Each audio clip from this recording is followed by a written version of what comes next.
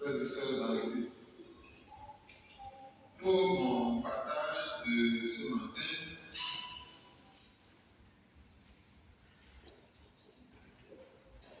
je vais m'appesantir sur l'Évangile et surtout la première des 3 paraboles que nous avons écoutées. Voyez, je dis quelque chose que tout le monde sait, on va dire vérité de la part de ça. Chacun s'adapte à son milieu, aux conditions de son milieu. Vous voyez, actuellement, il y a beaucoup de départs de feu, non? Beaucoup de feu. Et il y a des régions, c'est peut-être la toute première fois qu'ils connaissent ça, mais il y en a d'autres, ils y sont habitués. Presque tous les étés, la forêt brûle chez eux. Alors pour des gens comme ça, habituellement, ils ont déjà leur sac tout prêt. Il y a dedans quoi? Les papiers qui sont très importants, la carte d'identité, le passeport, et quoi encore? Pâte dentifrice, brosse, etc. Des choses importantes. De sorte que si jamais le feu venait par surprise et qu'on donnait l'ordre d'évacuer, ce ne serait pas en ce moment qu'on commencerait à chercher la chaussure et la brosse, le savon, etc. Tout ça est déjà prêt. Il n'y a qu'à prendre le sac et à détailler. Et après, quand la situation va se normaliser, on va revenir. C'est une situation pareille que nous avons dans l'évangile d'aujourd'hui, surtout la toute première des paraboles qui raconte une situation d'un trésor caché dans un champ, caché aux yeux de tout le monde, mais connu au moins d'une seule personne, c'est-à-dire le propriétaire du trésor. Lui, c'est qu'il a mis un trésor. Et à cette époque, c'est ce que j'ai dit tout à l'heure en commençant, on s'adapte aux conditions dans lesquelles on est obligé de vivre. Donc, à cette époque où on n'avait pas toutes les commodités de la vie d'aujourd'hui, les gens riches sécurisaient leurs biens comme ils pouvaient. Et l'une des méthodes les plus ordinaires pour sécuriser son argent, en l'absence donc de banque et de tout ce que vous savez, eh bien c'est de creuser la terre et de mettre l'argent dedans. Et pour une raison toute simple, c'est qu'à cette époque, les gens, il y avait beaucoup de guerres de conquête. Et on ne sait jamais, si on quitte sa maison, est-ce qu'on va revenir à la maison? On ne sait pas. On ne sait pas. À tout moment, la guerre peut éclater. À tout moment, on peut mourir. Donc, les gens avaient l'habitude de creuser et de cacher. Et jusqu'aujourd'hui, la preuve de ce qui est raconté dans l'évangile de ce matin, c'est que jusqu'aujourd'hui, parfois, des gens achètent une maison et en faisant des travaux, ils tombent sur de l'argent, enfin des pièces de monnaie de cette époque-là, de l'Antiquité, même avant, cachées là, par qui on ne sait pas. Et donc, c'est cette situation qui se présente. Alors, il s'agit dans l'évangile d'aujourd'hui, et qui est là, où on ne sait pas quelle raison il est dans le champ. De toute façon, il n'est pas le propriétaire du champ. C'est ce que il y a beaucoup de preuves qui montrent que ce n'est pas lui le propriétaire. Puisque, en travaillant, il tombe sur ce trésor caché. Et qu'est-ce qu'il fait? Que fait-il? On dit, voilà, on va payer ici. Cet homme, c'est quelqu'un de très intelligent. On aurait pu dire, mais pourquoi il n'emporte pas le trésor chez lui? Il a des problèmes, il aurait pu ramasser et partir à la maison. Il n'a pas fait ça. C'est quelqu'un de très très intelligent. Il laisse tout en l'état, on dit, il s'en va, il vend tout ce qu'il possède. Tout. Peut-être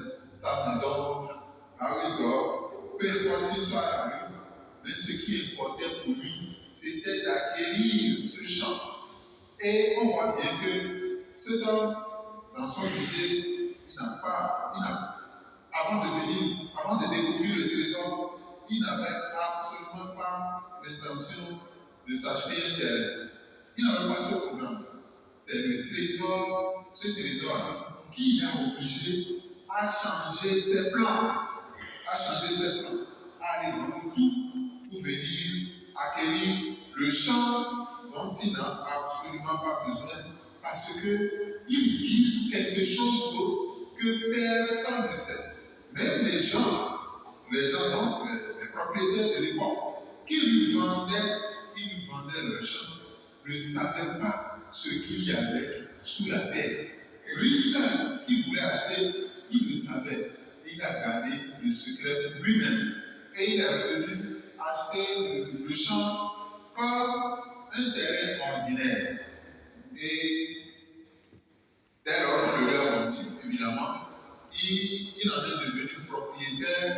Il est devenu propriétaire non seulement du champ, mais de tout ce qu'il trouve sur le champ, c'est-à-dire les arbres qui sont plantés dessus, mais ce n'est pas ça qui l'intéresse, mais aussi ce qui est sous la terre. Et ainsi, donc, j'ai dit que c'est quelqu'un de très très intelligent, c'est pour sécuriser le bien. C'est pour sécuriser le bien. Qu'il allait acheter le champ pour que vraiment personne ne lui discute le trésor qu'il a trouvé dans le champ. Que jamais personne ne vienne le lui enlever. Parce que, comme je dis, c'est quelqu'un qui pense loin. Ayant découvert un trésor, peut-être qu'il s'est dit, s'il emporte le trésor sans avoir acquis le terrain, et que quelques jours après, ses conditions de vie changent, il commence à jouir des biens, de l'argent qu'il a trouvé, ou du trésor qu'il a trouvé. Mais les gens vont s'en rendre compte. Les gens peuvent se poser des questions.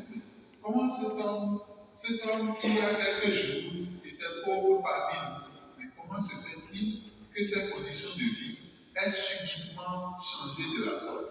Et de question en question, ça peut amener à conduire une enquête sur lui pour découvrir qu'en fait, il a été envoyé comme ouvrier pour travailler dans les champs de quelqu'un et qu'il a emporté un trésor.